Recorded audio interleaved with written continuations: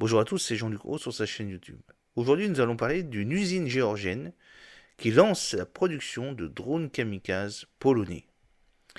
Une munition Warmate, et oui, c'est le ministre géorgien de la Défense qui a déclaré le 17 octobre que Delta WB, une entreprise conjointe polono-géorgienne, commencerait à produire ses premiers drones d'ici la fin de cette année. Les drones à munitions errants, également appelés drones kamikazes, ont fait leur marque dans la guerre en Ukraine.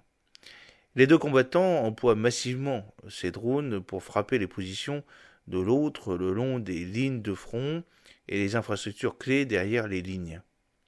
Bien qu'avec de petites charges utiles, les drones à munitions errants offrent un potentiel de frappe de précision à un coût suffisamment bas pour permettre un achat de masse, et donc sans surprise d'autres armées du monde en prennent note et cherchent à adopter cette capacité. La Géorgie est un pays qui cherche à mettre en service ce type de drone.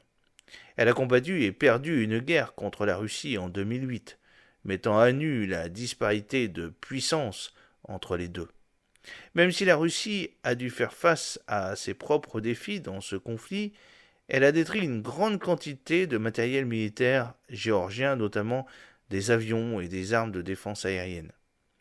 La Géorgie n'est pas d'humeur à relancer cette guerre, mais se méfie néanmoins des intentions russes, d'autant plus que Moscou continue de soutenir deux républiques séparatistes sur le sol géorgien. Plus tôt en octobre, le chef de l'une de ces républiques a annoncé qu'elle accueillerait bientôt une base navale russe. Une décision que le ministre géorgien des Affaires étrangères a qualifiée de violation flagrante de la souveraineté et de l'intégrité territoriale de la Géorgie. Les planificateurs géorgiens de la défense considèrent que les drones à munitions errants offrent un moyen d'améliorer la dissuasion contre la Russie en prenant l'Ukraine comme modèle. Parallèlement à son arsenal croissant de missiles, l'Ukraine utilise des drones et des drones maritimes sans pilote pour frapper des bases aériennes et navales russes en Crimée occupée, dans l'est de l'Ukraine et en Russie proprement dite, obligeant la Russie à déployer des ressources militaires supplémentaires, notamment des équipements de défense aérienne, loin du front, tout en ramenant la guerre chez les dirigeants russes. Le 18 mai 2022, la société géorgienne STC Delta a signé un accord avec le groupe polonais WB pour localiser la production de deux types de drones.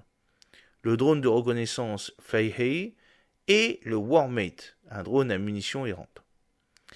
Dans une mise à jour au Parlement, la semaine dernière, le 17 octobre, le ministre géorgien de la Défense a déclaré que Delta WB LLC devrait commencer à produire les premiers drones d'ici la fin de cette année.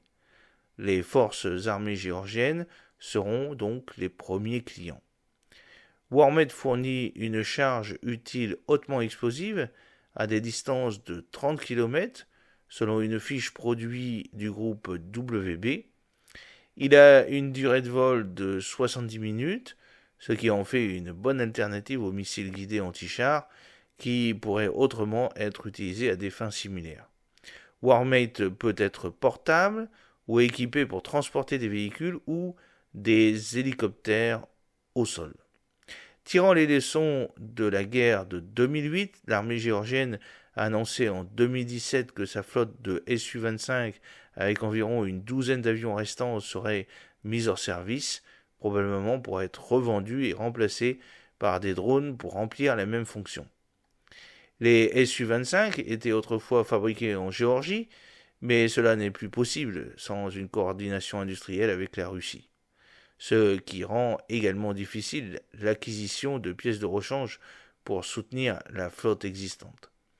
La décision de supprimer les Su-25 était justifiée car il est coûteux de continuer à entretenir des avions que la Russie abattrait de toute façon quelques heures après le déclenchement de la guerre, mais le ministère de la Défense n'était finalement pas prêt à franchir cette étape et retirer les jets à ce stade.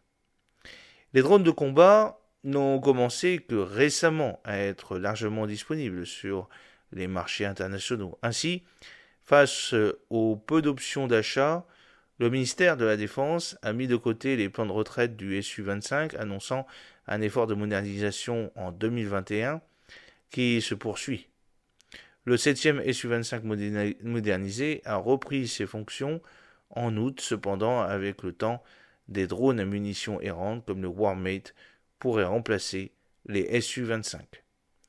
J'espère que cette petite vidéo vous a plu. N'oubliez pas de cliquer sur le pouce pour la promouvoir, de vous abonner si ce n'est pas encore fait et de partager cette vidéo sur vos réseaux sociaux. A très bientôt, fidèlement, Jean-Luc O.